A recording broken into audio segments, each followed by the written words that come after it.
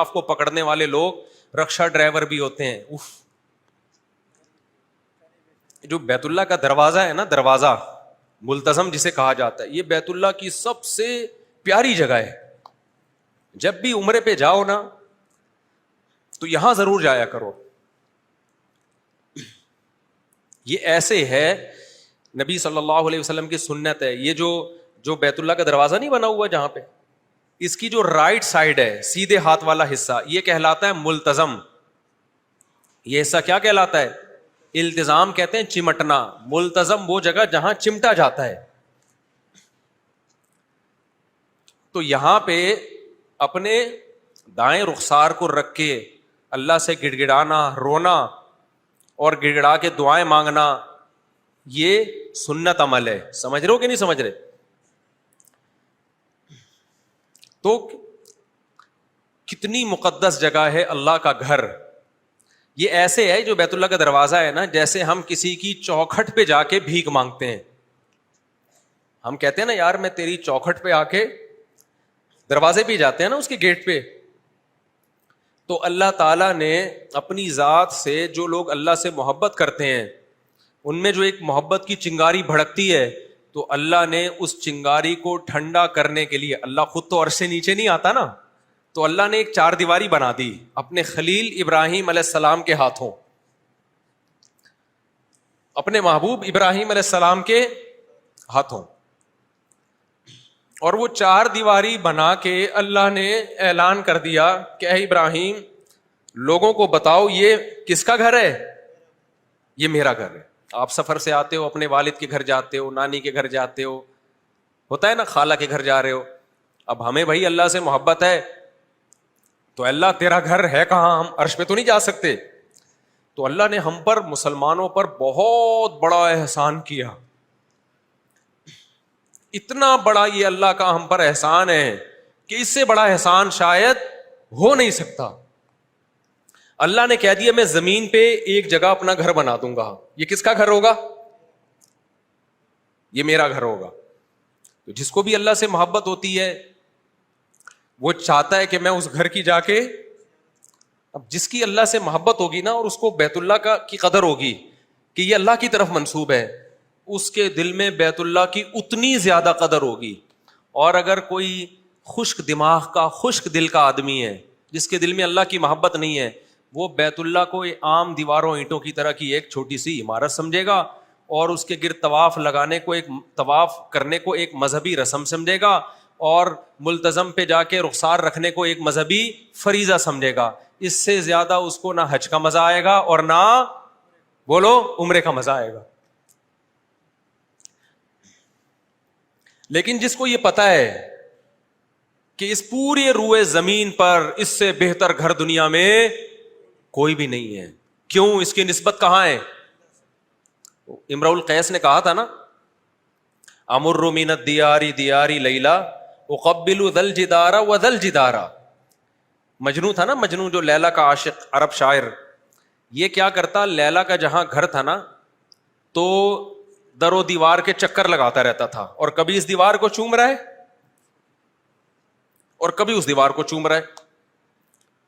تو پھر خود ہی کہہ رہا ہے شعر میں, لوگوں میں اتنا بے وقوف نہیں ہوں کہ میں دیواروں سے محبت کروں, اتنی بھی سینس مجھے ہے کہ پتھر اور گارے میں کچھ بھی نہیں رکھا.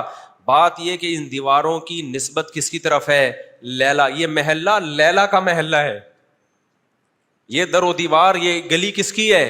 لیلا کی ہے. لیکن کیا ہے, جب ہم میقات کراس کرتے ہیں نا, ظاہری لحاظ سے کچھ بھی نہیں ہے وہاں پہ بھائی, وہ بھی سیمنٹ اور گارے کے ہیں, یہ بھی کیا ہے, وہ بھی ایک, بلکہ وہ تو ریگستان ہے, کچھ بھی نہیں ہے وہاں. آپ کہہ سکتے ہو بڑی لگژری لائف ہے, تیل ہے, تو فرانس اور یورپ میں بھی ہے, امریکہ میں بھی ہے, صرف وہاں تھوڑی ہے. لیکن جب ہم میقات کراس کرتے ہیں تو اللہ کیا کہتا ہے, جو بھی مکہ آنے کا ارادہ کرے گا وہ لبیک اللہم لبیک کہے بغیر میقات کراس نہیں کر سکتا, اور اس کو اپنا سلا ہوا لباس اتارنا پڑے گا, اس پہ بہت ساری پابندیاں. کیوں؟ تم اب کس کے محلے میں داخل ہو رہے ہو بھائی؟ تم اللہ کے شہر میں آ رہے ہو جہاں اللہ کا کیا ہے, اتنا سا گھر ہے چند فٹ, اس کے آداب کتنے زیادہ ہیں. کتنے زیادہ آداب. یہاں کراس نہیں کر سکتے جب تک زبان سے یہ نہ کہو لبیک اللہم لبیک، یہ اللہ میں بار بار حاضر ہوں، بار بار حاضر ہوں. اور پھر وہ پابندیاں تمہارے اوپر. اس کے بعد جب تک اللہ کے گھر کے ساتھ چکر نہیں لگاؤ گے اس وقت تک احرام کی پابندیوں سے نکل نہیں سکتے. یہ کس کے شہر کے آداب ہیں بھائی؟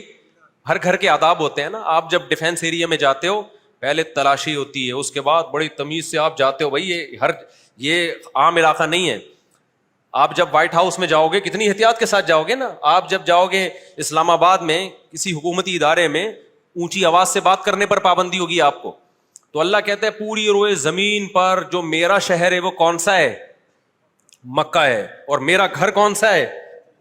بیت اللہ. اور کیسا گھر ہے بھائی؟ 4 دیواری، کچھ بھی نہیں ہے اس میں، لیکن اللہ نے نسبت کر دی اپنی طرف.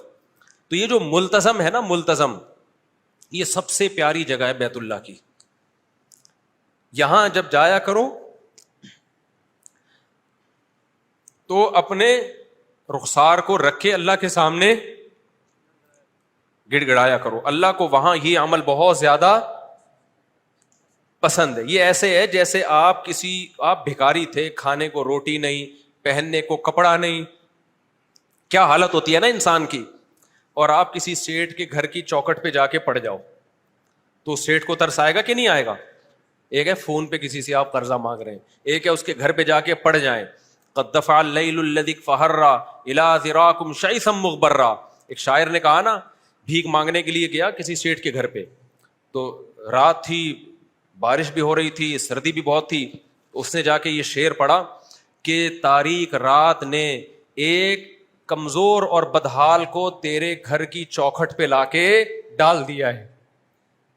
تو وہاں بھی بیت اللہ کے دروازے پہ نا دیوار سے چمٹ کے اللہ سے اسی طرح سے مانگا کرو. تو آج سیلفیوں پہ زور ہے بس بیت اللہ میں نے دیکھا، ریکارڈ رہے ہمارا کہ ہم بھی دیکھ کے آئے ہیں. طواف کرتے ہوئے بھی لوگ سیلفیاں. بھائی تم لو سیلفیاں، منع نہیں کر رہے، بعد میں کر لو یہ کام، پہلے عبادت تو کر لو صحیح طریقے سے. عبادت تو کر لو بھائی پہلے صحیح طریقے. کس مقام پہ تم پہنچے ہوئے ہو؟ تمہیں تو اللہ نے اپنی چوکھٹ پہ لا کے ڈال دیا ہے. کتنا بڑا احسان ہے. وہاں رکشے والا بھی جائے گا، ٹماٹر والا بھی. وہاں صرف یہ نہیں کہ سعودی عرب کے رائل فیملی کے کسی فرد کو تو جانے کی اجازت ہے، نا نا نا نا نا. اگر ایسا ہوتا تو ہم جا سکتے کیا خیال ہے بھائی؟ تو یہ اسلام کا حسن ہے کہ اس روئے زمین پر، اس کائنات پہ جو سب سے بہترین اور معظم جگہ تھی، اللہ نے وہاں کے لیے کوئی لائسنس نہیں رکھا کہ جو اس ڈگری کے ہوں گے، 17 گریڈ یا اس سے اوپر کے ہوں گے، یا فلاں قوم کے ہوں گے. جو عربی ہے وہ تو آ سکتا ہے، اجمی نہیں آ سکتا، پٹھان آ سکتا ہے، پنجابی نہیں آ سکتا، پنجابی آ سکتا ہے، مہاجر نہیں آ سکتا. کوئی شرط اللہ کے ہاں ایسی نہیں. اللہ نے ایک شرط لگائی ہے، کوئی مشرک جزیرہ عرب میں داخل نہیں ہوگا. یہاں وہ آئے گا جو صرف مجھے خدا مانتا ہے، تبھی وہاں جزیرہ عرب میں کوئی مشرک نہیں جا سکتا.